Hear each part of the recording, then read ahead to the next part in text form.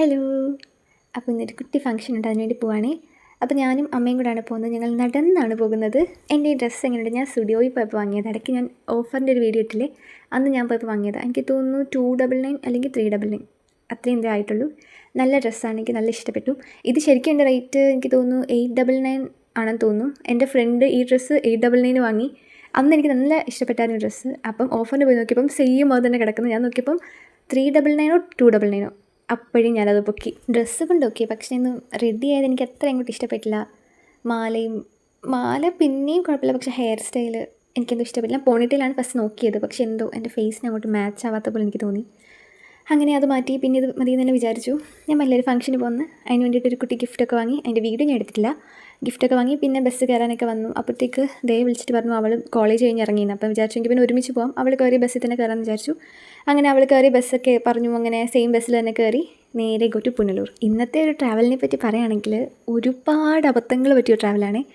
ഒരുപാട് മണ്ടത്തരങ്ങൾ കാണിച്ചു. ഒന്നും പറയണ്ട, ഞാൻ ലാസ്റ്റ് എല്ലാം വഴിയേ നിങ്ങൾക്ക് പറഞ്ഞുതരാം. അപ്പോൾ നമുക്ക് ട്രിപ്പ് കണ്ടിന്യൂ ചെയ്യാം. ഇന്നത്തെ ഫംഗ്ഷൻ എന്താണെന്ന് വെച്ചാൽ ഒരു ബർത്ത്ഡേ ഫംഗ്ഷനാണ്. ഒരു കുഞ്ഞു വാവയുടെ കുഞ്ഞിന് 1 വയസ്സായതിൻ്റെയാണ്. അപ്പോൾ നമ്മൾ ഗിഫ്റ്റ് വാങ്ങിയിട്ടുണ്ട്, എന്നാലും വേറൊരു ഡ്രസ്സും കൂടി വാങ്ങിക്കാമെന്ന് വിചാരിച്ചിട്ട് അവിടെ തന്നെ ഒരു ബേബി ഷോപ്പിൽ കയറി അവന് വേണ്ടുന്ന കുറച്ച് കുഞ്ഞു ഡ്രസ്സൊക്കെ എടുത്തു. ഈ ഡ്രസ്സ് കണ്ടില്ലേ, വൈറ്റും ഈ ബ്രൗൺ ഷെയ്ഡും, അതെനിക്ക് നന്നായിട്ട് ഇഷ്ടപ്പെട്ടു. അതൊന്നെടുത്തു. നമ്മൾ ഒരു ഡ്രസ്സും കൂടി എടുത്തിട്ടുണ്ടായിരുന്നു, പക്ഷേ അതിൻ്റെ വീഡിയോ എൻ്റെ കയ്യിലില്ല. അങ്ങനെ നമ്മൾ ഡ്രസ്സൊക്കെ വാങ്ങി പാക്ക് ചെയ്തു, ഷോപ്പിൽ നിന്ന് ഇറങ്ങി.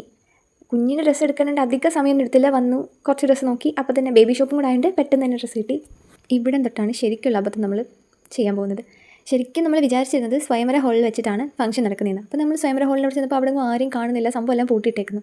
അപ്പോൾ അടുത്തുള്ള ഷോപ്പിലൊക്കെ ചോദിച്ചപ്പോൾ പറഞ്ഞു ഇവിടെ അടുത്ത് വേറൊരു ഹോളും കൂടെ ഉണ്ട്, അവിടെ ആയിരിക്കുന്നുണ്ട്. പിന്നെ അവിടെ പോയി നോക്കിയപ്പോൾ അവിടെ ഇല്ല. അപ്പോൾ ലാസ്റ്റ് നമ്മൾ വിളിച്ച് ചോദിച്ചു എവിടെയാണ് ഫംഗ്ഷൻ. അപ്പോൾ അവർ പറഞ്ഞു, അപ്പോഴാണ് കറക്റ്റ് സ്ഥലം നമ്മൾ അറിയുന്നത്. ശരിക്കും പറഞ്ഞത് അവരുടെ തെറ്റല്ല, നമ്മുടെ മാത്രം തെറ്റാണ്. നമ്മൾ കേട്ടതിൻ്റെ കുഴപ്പമാണ്.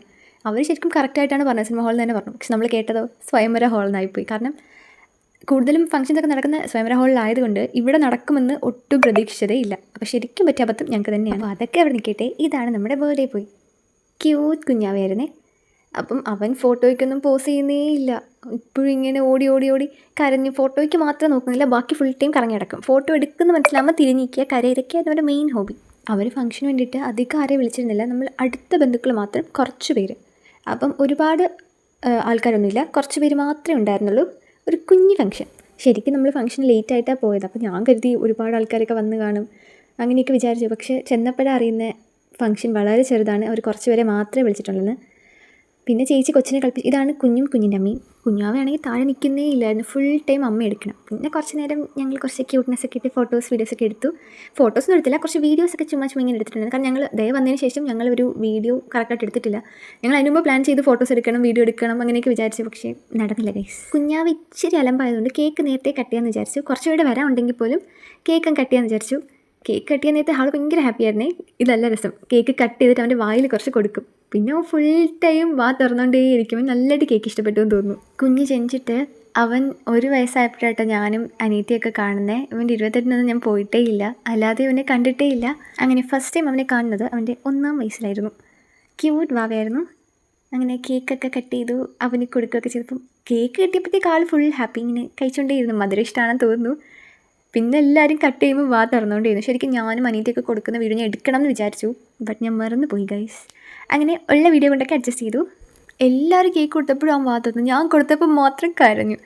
5 സെക്കൻഡ് കഴിഞ്ഞപ്പം കേക്ക് ഇരിക്കുന്ന കണ്ടപ്പം തുറന്നു കേട്ടോ. അങ്ങനെ ഞാൻ പോയി എനിക്കുള്ള കേക്ക് എടുത്തു. കേക്ക് നല്ല ടേസ്റ്റി ആയിരുന്നു, നല്ല യമ്മി കേക്കായിരുന്നു. കേക്ക് കഴിച്ചതിൻ്റെ എനർജി ആണെന്നറിയില്ല, അടുത്ത ചേച്ചിയുടെ കൊച്ചായിരുന്നു തുള്ളൽ തുടങ്ങിയത്. അവനൊരു പാവക്കുട്ടിയെ കിട്ടിയപ്പം പിന്നെ ഫുൾ അതിനെ എടുത്തങ്ങ് ഡാൻസ് കളി. ഞാൻ വീഡിയോ എടുക്കുന്നതും കൂടെ മനസ്സിലായപ്പോഴത്തേക്ക് അവന് കുറച്ചുകൂടെ ആവേശം കയറി.